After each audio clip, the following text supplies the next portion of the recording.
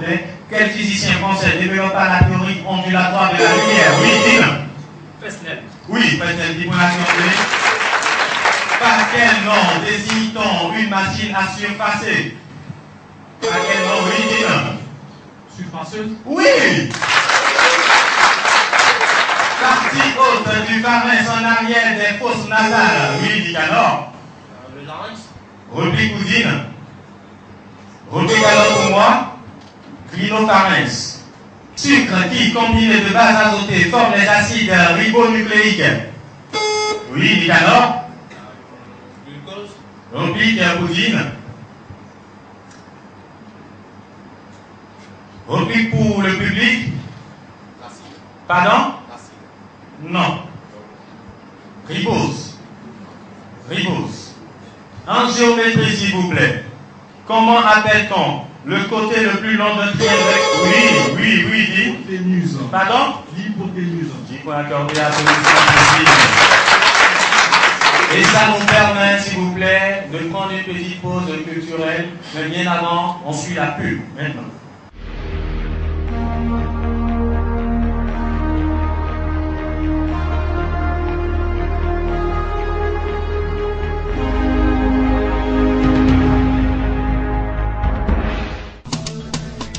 Téléplus fête ses 10 ans avec vous et vous fait gagner des téléphones portables, des ordinateurs portables, des cartes de recharge et la superbe CrossFox de Tunde Motors.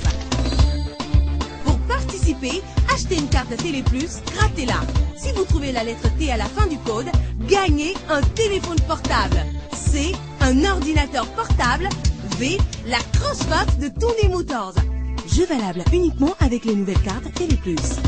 Téléplus, au cœur du Bénin et du monde. Téléplus, donc nous ton au gordu kamioé. Bon, minandou à l'aucun mandat portable, ordinateur, sort à palais, kati et rendideke, pour moto, bemi cross, force, Tunde Motors dans nos coco. Mais comment kati Téléplus sur ton beaucoup les bons, à mon quinto, dont nous l'inclinaison fou nous, à dou à l'aucun mandat loco, à mon tcho, à dou ordinateur, sort à pas de poney, à camo. Bon, moto, bemi cross, force, Tunde Motors dans Oyadouné. Kati Téléplus yo lekede we kana dodu nelena Téléplus o e we do mo yi we din do bene to o me mo le yin egbon pe o me bi.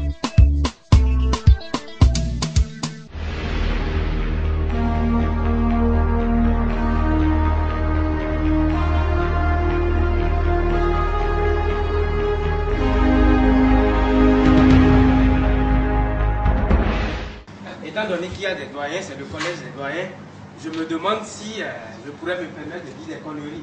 À cet instant, j'imagine comment ça fait des deux côtés. Vous imaginez, quand je viens, je ne sais pas par où dois-je me poser, mais est-ce que je peux... Non. Lui, c'est Dine, l'autre, c'est... Lucano, c'est fort, hein. Donc, quand moi, j'étais tout petit écolier dans un village, c'est assez loin d'ici. En ce moment-là, nous n'avions pas la chance de suivre correctement l'ORTV parce que, bon, enfin, on n'avait pas la chance de suivre correctement le génie en herbe de Tonton Moufliette parce que tantôt l'écran fait ça, tantôt ça fait choix.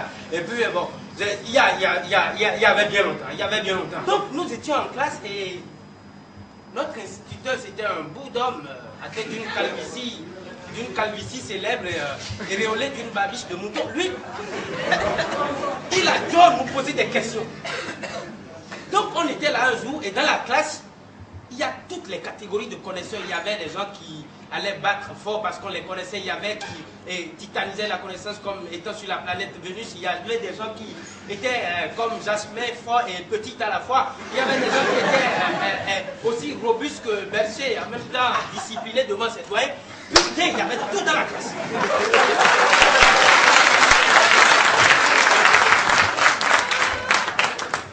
Ce jour-là, l'enseignant, le tout petit bout d'homme, nous posa la question à savoir, c'était une petite question. Nom de Dieu, tous les connaisseurs doivent le savoir.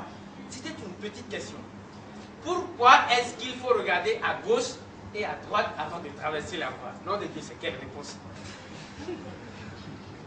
Les connaisseurs, c'est quelle réponse?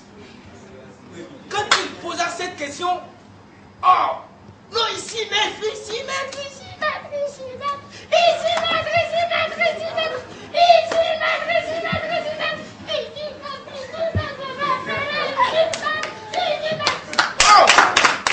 On désigna quelqu'un et dit, on regarde à gauche et à droite avant de traverser la voie pour éviter les accidents. Nom de Dieu, c'est juste. On lui donna un bâton de craie. Mais il y avait quelqu'un qui insistait derrière. Ici, maître. Aïe, aïe, aïe, aïe. Ici, maître. Je vais dire, bon, cousin. Oui. Il dit, maître, on regarde à gauche et après à droite avant de traverser la voie parce qu'on ne peut pas faire les deux à la fois.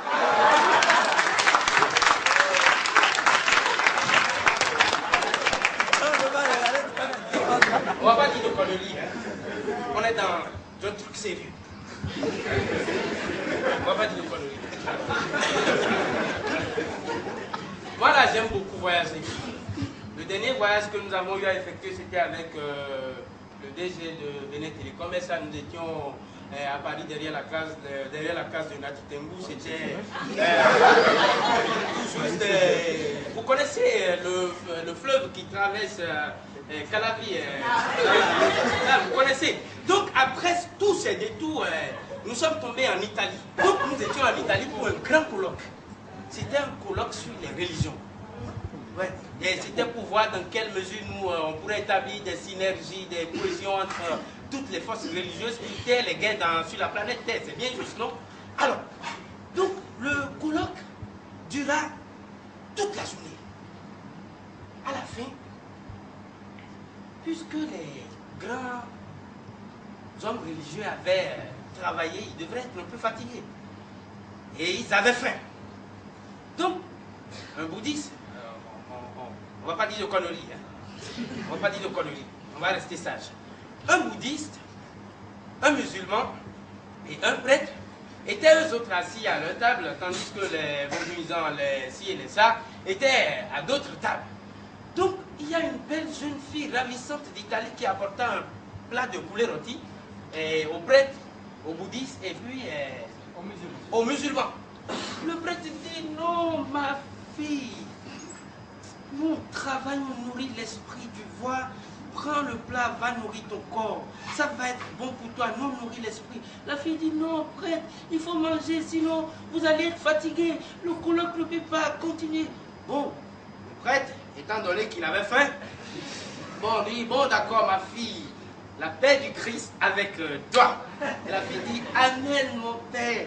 Et elle s'en alla, laissant le plat de poulet rôti au milieu des trois.